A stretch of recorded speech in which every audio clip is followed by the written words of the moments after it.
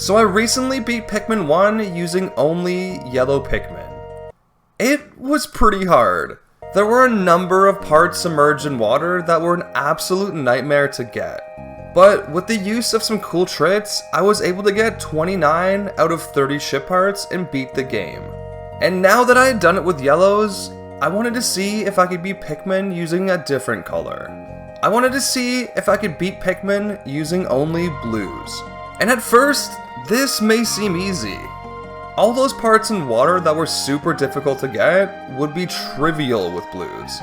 There are almost 0 parts you need reds for, and you make use of the yellow Pikmin's higher throw height for like 1 part. So this should be pretty easy, right? Oh, fuck. Yeah, that's gonna be a problem. Come with me now as I take you on the week-long journey that was me beating Pikmin 1 with only blues. That was somehow worse than beating it with only yellows. I hope you enjoy. And by the way guys, if you could do one thing for me, please consider subscribing to the channel. I usually don't like asking so early in the video, but I'm really trying my hardest to grow the channel. This channel is still really small, but I hope one day it can become my full-time gig, so I can keep making videos like this for you guys. Thanks, and again, enjoy the video. So, let's address the elephant in the room. You can't beat Pikmin 1 with only blues. On day 1, you're forced to use reds, as they're the only Pikmin type available to you. And even after that, you won't have access to blues until you reach the Forest Navel, which requires you to collect 5 ship parts to unlock it. But I think I came up with a fair compromise to make this challenge work. Until we reach the Forest Navel, I'll be using only yellows. That way, we won't be able to make use of the red Pikmin's higher attack damage.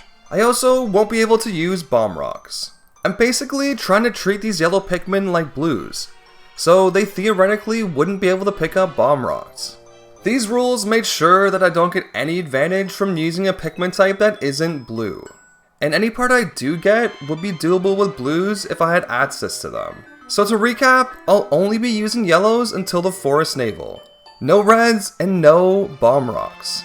So let's see how I would even do that. So on day 2, I push this pellet towards the wall and use it to clip out of bounds, and then use this route to reach where the yellows are located, bypassing both bramble walls and any need to use red Pikmin. I then have to take out this bulb orb using only 18 yellows, which doesn't go super well. You can normally take this guy out using bomb rods, but since they're banned, I have to do it the hard way. I then get a bunch more yellow Pikmin and collect the external fuel dynamo, which apparently is actually called the eternal fuel dynamo, and I've just been saying it wrong this whole time. Yeah, it's kind of embarrassing. Either way, we collect the part and end the day. Day 3, we land and I grab the shock absorber with my yellow Pikmin. And then we come across the first major obstacle of this run. This stone wall. Without bomb rods, we have no way of getting past it. And we need to get past it if we want the Geiger counter. A mandatory part we need to leave this planet. Luckily, there is something we can do. If we throw our Pikmin up on this ledge and then go back to where the stone wall was, we can use this pellet to clip out of bounds and then walk all the way over to where the snagrets are. Just an FYI, if you try to do this trick yourself, don't kill the dwarf bulb orb that spawns here. If you do, you have to use the pellet posy that spawns over here and spend half the day pushing it over towards the wall like I did. But yeah, once we're over here, we can gather our Pikmin and kill the snagret. But we can't grab the Geiger counter just yet. If we do, the Pikmin will try to bring it towards the bots and stone wall, which obviously won't work. So with Olmar's lie down ability, we nudge the Geiger counter as close to the edge as we can. And since it's so close to the edge now, the Pikmin will carry it straight down instead of going backwards towards the box. And good thing too, because we literally get it back with 1 second left in the day. On day 5, we take some yellow Pikmin for a swim, so we can get the last part we need to unlock the Forest Navel, the Sagittarius. We build the bridge meant for blue Pikmin and then bring the Sagittarius back to base. And then end the day because we literally have nothing else to do here. We have every part we need, and there's no point building up our yellow numbers since we won't be using them any longer. On day 6, we finally find the main attraction of this challenge, the blue Pikmin. And then the bread bug comes to say hi, and we kill him swiftly and take the space float. We then head down to the beach and try and kill as many fiery blowhards as we can, which is honestly kind of a pain in the ass. Fiery blowhards have a lot of health in Pikmin 1, and blue Pikmin do very little damage. They are also very susceptible to fire. After we bring the fiery blowhards back, we go and grab the number 1 Ionium Jet and bring it back to base. It took me 2 full days to grab this part in the yellow only run, and here I do it in a matter of seconds. We then finish off the day by grabbing the automatic gear, another easy part. But don't worry, cause there won't be too many more of those. Day 6, we start off by grabbing the gravity jumper, and then head over and collect the anti-dioxin filter, another part that gave me so much trouble in the yellow only run. We then kill the puff stool and grab the Omega stabilizer, and then finish off the day by bringing the analog computer back to base, just barely not being able to reach the ship with it. On day 7, we head back to the impact site to grab the positron generator. Now, you might think that getting the positron generator with blue Pikmin would be easy, because they are the best Pikmin type for getting the part out of the clam. And they would be, if it wasn't for this stone wall. This stone wall is the only way inside the area that houses the clams. There's another wall here that you can break down, but it's only meant to be used as an exit, as this ledge here stops you from entering it from the opposite side. But if we throw our Pikmin out of bounds here, and then come up to where the pellet is, we can use it to clip out of bounds. You have to be really careful walking around here because the game is constantly trying to pull you back inbounds. And it's very easy to do this. But after a few tries, I finally reach my Pikmin and get them to break down the wall. And then once we're inside, the rest is easy. We grab the positron generator from the clam and get all the pearls and pellets in this small area, which beg us a shit ton of blue Pikmin. And if you think this run is going too smoothly, just wait, because things are about to get real effed up. On day 8, we head back to the Forest of Hope. And the Forest of Hope has now become a huge problem, because the only parts remaining are the parts that are on this side of the map. The reason that's a problem is because that side of the map is only accessible by blowing down stone walls. Well, I shouldn't say that. You can enter on this side of the map, where the shock absorber normally is, and then dropping off this ledge where the Nova Blaster is. The problem is, you can only enter this way, but you can't take ship parts out this way because of the ledge. The only way to get ship parts out of here is through the entrances created when you blow down these stone walls. So what the hell are we gonna do? Well, there is one way to do it, but it's an absolute nightmare. Basically, we have to gather up all 4 ship parts on this side of the map, bring them over to this stone wall, and then somehow clip the parts through the stone wall so our Pikmin can grab them on the other side. Now, this comes with a number of challenges. First of all, the extraordinary bolt is locked behind a secondary stone wall. So, how do we even get it out of there in the first place? Second, how do we get the parts over to this stone wall? We can't use our Pikmin because they'll just grab the parts and try to take them this way. And we can't bring them to this stone wall for reasons I'll explain later. And the third is, even if we get the parts to the stone wall, how the hell are we gonna clip them through it? Well, the answer to most of these questions are bulborbs. If you stand in front of a bulborb and dodge its attack at the last second, it'll do a lunging attack. And this lunging attack creates a lot of force. And we can use that force to push ship parts straight across the ground. And if we get a little lucky, we can even use it to clip ship parts straight through walls. So yeah, this did just become possible, but it's not easy. And to show you how not easy it was, let's go over what I did. The first thing I did was kill this dwarf bulborb near this wall, because we're gonna need this pellet to clip out of bounds later. And since the pellet was already over here, I decided to throw my Pikmin out of bounds, clip out myself, and then bring them over to the bramble wall guarding the radiation canopy. You totally don't need to do this, but it saved us from breaking down this wall in the water. We then snuck the radiation canopy past the cannon beetle and brought it right beside this bulborb. Being very careful not to kill him, because we're gonna need him. I then did the same thing with the Nova Blaster, dropping it right beside the radiation canopy. I then brought down the whimsical radar and placed it right beside this bulborb, who we're also gonna need. I then clipped out of bounds once again using this pellet and brought my Pikmin to where the extraordinary bolt was, with the intentions of performing a waypoint reset. Basically, if you put a part in a strange place the game isn't used to and go to sunset, the game will reset the part to a more normal spot. In this case, we're hoping that the more normal spot is outside this stone wall. So I nudged the bolt over to the left side of the pit, and then with some help from my Pikmin, we push the part further into the wall until it starts to vibrate. When a part is vibrating like this, the game has even less of an idea of what to do with it. So it makes it way more likely to waypoint reset. So we end the day and come back in the morning to see if it worked. And as I come back the next morning and walk by the other ship parts, you can see in the distance that the part waypoint reset outside of the pit. And now that we have all 4 parts here, we can start pushing them towards the wall.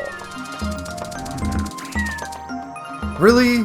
How does this always happen? So I reset the day and begin the long process of pushing these parts towards the wall.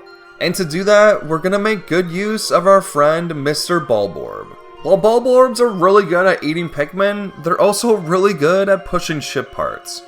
If we lie down in front of the bulborb will try and eat Olimar. And since we're lying down, Olimar will take no damage, but the bulborb will still do the attack. If this attack is done right in front of a part, it'll push it forward, and it gets better. If you dodge out of the way right before the attack comes, the bulborb will miss and lunge itself forward. And this lunge can push ship parts really far. But it's not all good news.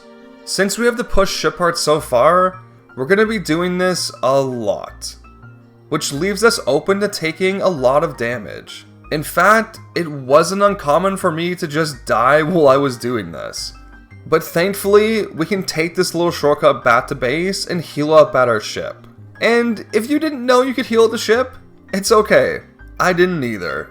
Unfortunately though, doing this wastes a lot of time because there's no easy way back. You have to walk all the way around again just to get back to the parts, which really slows things down. So much in fact that after a full day of pushing, I only moved the parts from here to here. On day 10, we land and get back to work. After a full day of doing this under my belt, I started to get better at manipulating the bulborb. In only half a day, we ended up pushing the parts farther than I did in the entire previous day. And then this happened. Instead of being a complete troll like usual, the Flint Beetle actually helped me. I couldn't believe it. But now that we've moved the parts this far, we have to move on to the next stage of the plan. We were too far away from the bulborb's home for him to help us anymore. Once we reached this area here, he would just turn around and head back home. And this is the exact reason we can't push the parts to the other wall near the ship. We need this bulborb to clip parts to the wall, and the wall is just out of his reach. So we have to push them all the way over here and make use of this second bulborb. However, we're not close enough to the second bulborb yet for him to help us. So we have to manually push each ship part to this spot here. And then we can get our spotty friend to come and help. So by the end of day 10, we had 2 ship parts near the wall and 2 that were still a ways away. So on day 11, I started by getting the Nova Blaster into position. Then used our bulborb to push it near the wall. I then worked on pushing the parts closer to the wall and then got the radiation canopy into position. And this took the entire day. It's hard for me to get across on YouTube just how slow and tedious this is. But trust me when I say this, it's brutal. It's taken me 3 entire days just to get the parts to here. And we aren't even finished yet. We still have to get the parts through the wall, which is probably the hardest part. But either way, we come back on day 12 and start pushing again. I decided to leave the radiation canopy where it was because it was starting to get too crowded with all these ship parts in this small area. I then singled out the extraordinary bolt and started pushing it towards the wall. And then, when I was in position, it took only a couple of attacks to clip it through the wall. And I have no idea why or how this works, so I can't really give any tips if you wanted to try it for yourself.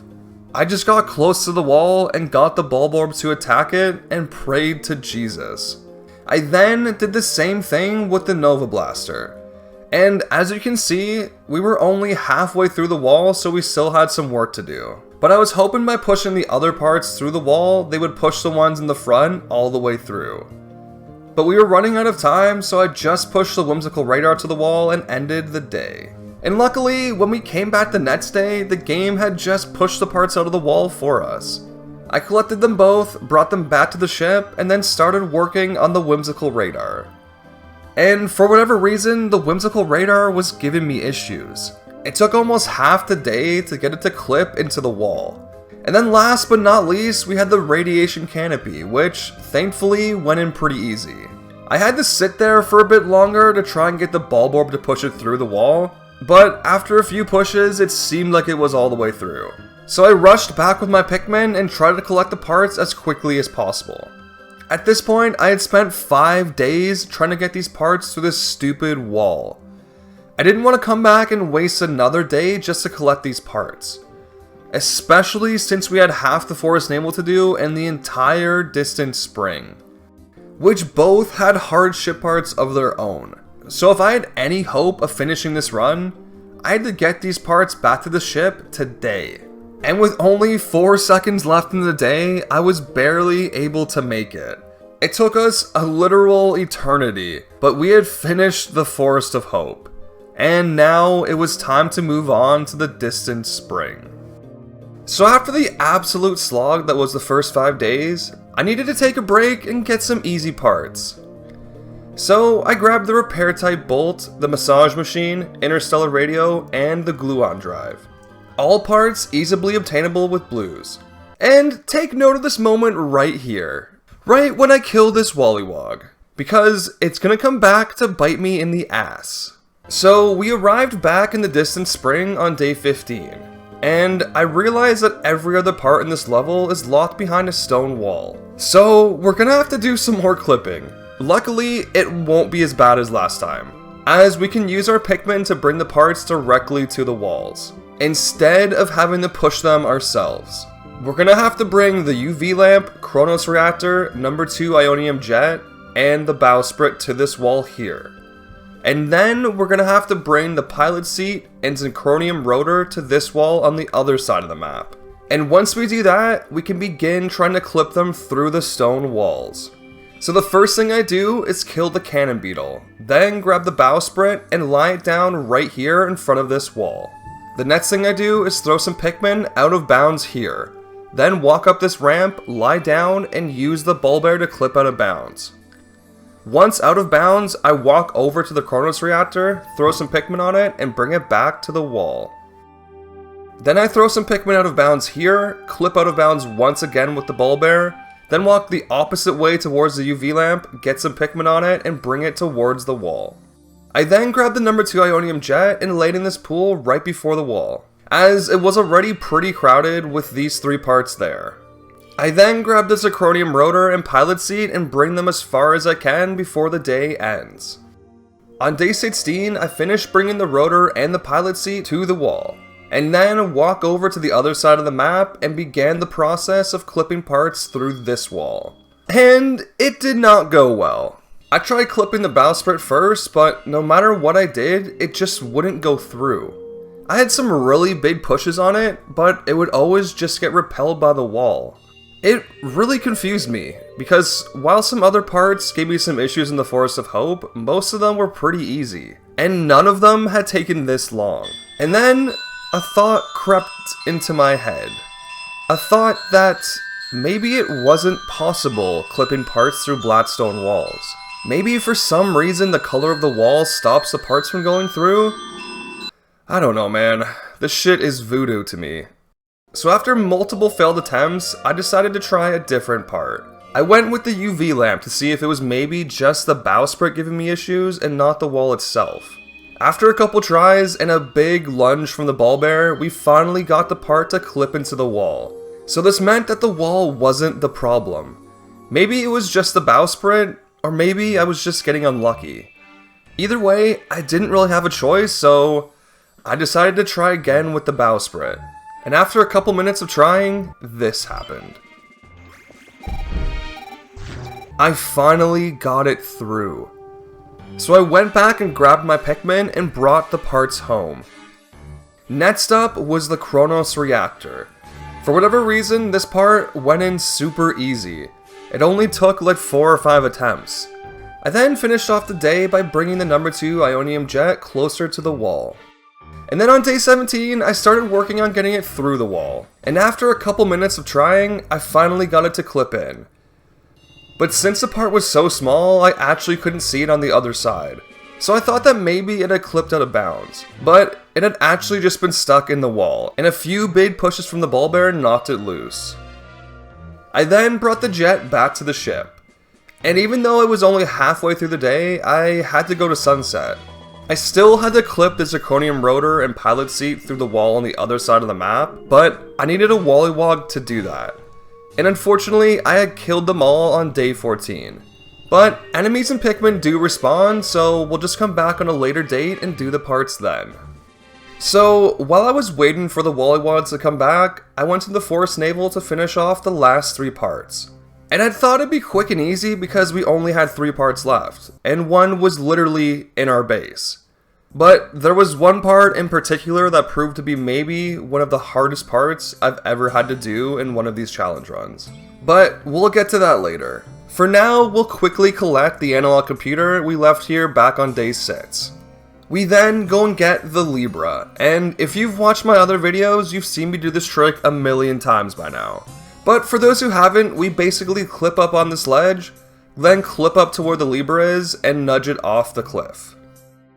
And now that that was over, it was finally time to start the setup for the guard satellite. So the first thing we needed to do was lure this shear grub over, then kill it in front of the wall guarding BD. We then needed to throw our blue Pikmin past this wall onto this ledge, and then use the shear grub to clip through the wall.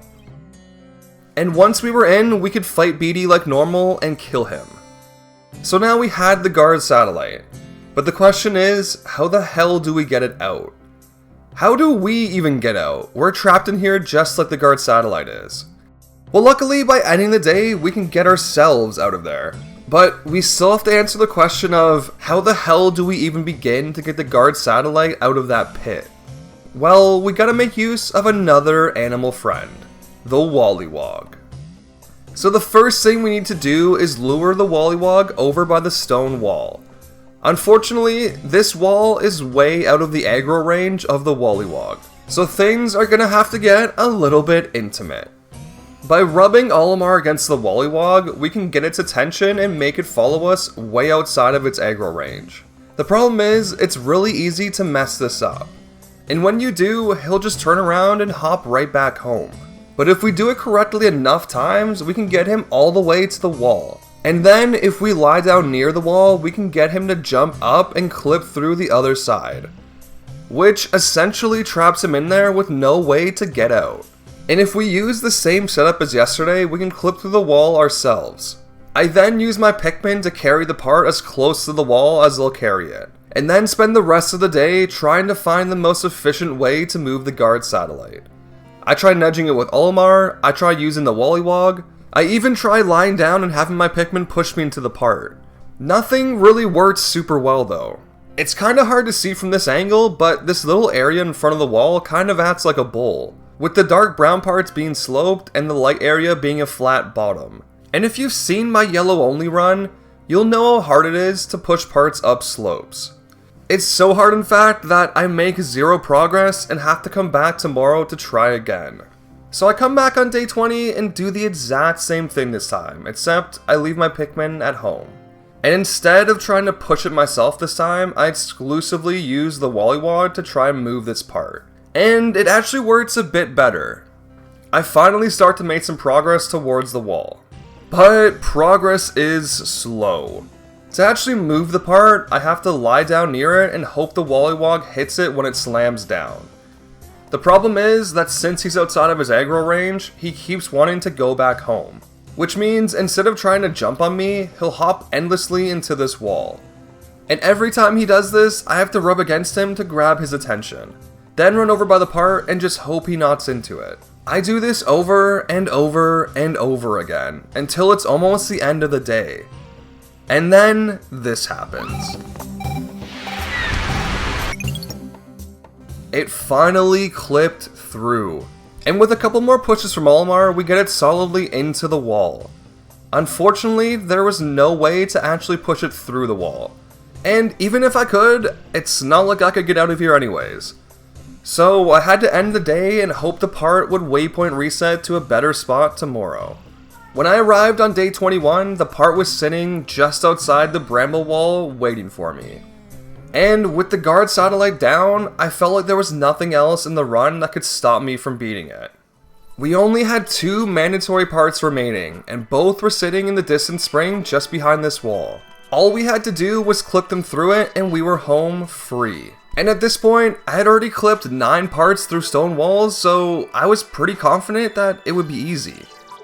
Well, turns out it wasn't. Remember that Wollywog I told you to take note of way back on day 14? Well, I wasn't supposed to kill him, and I did. I honestly thought it wasn't a big deal because enemies respawn in Pikmin 1. But what I didn't know is that this is only half true. Only some enemies respawn in Pikmin 1. Some will stay dead forever, and this frog is one of them. And that's a problem because I need him to push these parts through the wall. There's still this frog over here, but using him is so much harder. The wall I need to clip the parts through is outside of his aggro range. So I would have to use the same technique I used in the Forest Navel to get his attention. And we all saw how annoying that was. The frog that I killed, this wall was inside of his aggro range, so it would have been so much easier. And in case I'm not making it clear what being inside of the aggro range means, let me break it down for you. If you're inside of the aggro range of the Wollywog, wherever you're standing, he just jumps towards you and tries to land on you. And this helps so much when trying to push parts with them, because you can just go where you want them to land and they'll follow you. When they're outside of their aggro range, however, you have to rub against them to grab their attention, or they'll just run straight back home. And this slows things down so much, because it's really easy to mess up, and if you do, you have to start the whole thing over again. I spent 2 hours trying to get these parts through this fucking wall. 2 hours. And after what felt like 2,000 jumps, I finally got the Wollywog to land on the part and clip it through the wall. 1 more left. We just needed the pilot seat through and we were done. After a couple minutes of trying, it clipped out of bounds. Which isn't what I wanted, but it could still work. You can see me here opening the map, tracking where the part is going. It first moves to where the gluon drive normally is, then it moved to the border of the level. And then it moved again, so I ran over there and it popped back inbounds. It definitely was not how I'd drawn it up, but either way it worked, and we were finally past that stupid wall. So I grabbed all my blues and brought both parts back to base, nabbing us 29 out of 30 ship parts. Enough parts to leave the planet, but since it was only day 23, I figured I might as well see if the final trial was possible. And I hate ending the video this way, but the final trial just wasn't possible. We can build the bridges and move the bots leading to the Emperor, but the problem is, without destroying this wall, we can't get Olimar up there to actually fight him. If there was literally anything in the final trial, we could clip up on one of these ledges and be fine, but there's nothing. There's no enemies, no pellet posies, there's nothing we can use. There's only these bomb rocks that you actually can use the clip out of bounds with, but since they're up on this ledge, they're out of our reach. If there was some way we can knock these bomb rocks down, we could use them to get up there and actually get to the Emperor. But there just isn't. Apparently it is possible for these bombs to spawn in this lower ledge, but apparently it's an incredibly rare occurrence. Mokage has a video where he uses a cheat to jump on this second ledge. He then pushes the bomb down, basically trying to simulate what would happen if it actually spawned there. He then uses the bomb to clip up on the ledge, and after that he kills the Emperor and then pushes the secret safe into the water with his Pikmin. He then pushes it all the way back to this first bridge and then builds it, which pushes the secret safe onto the shore. But we wouldn't even have to do all that. Since we have blues, we could just grab it straight from the water and we'd be good. But unfortunately, without this super rare bomb spawn, there's just no way of doing this. So, while it's technically possible to collect every part with only blues, I was only able to get 29 out of 30. But honestly, I was happy with that. This challenge had been so difficult and tedious that just making it off the planet had felt like a huge victory. And if you enjoyed the video, please consider liking it and subscribing to the channel. It takes a lot of work making these challenge videos, but it makes it all worth it if I know people are enjoying them. And if you want more challenge runs, check out this run where I beat Pikmin 1 using only yellows.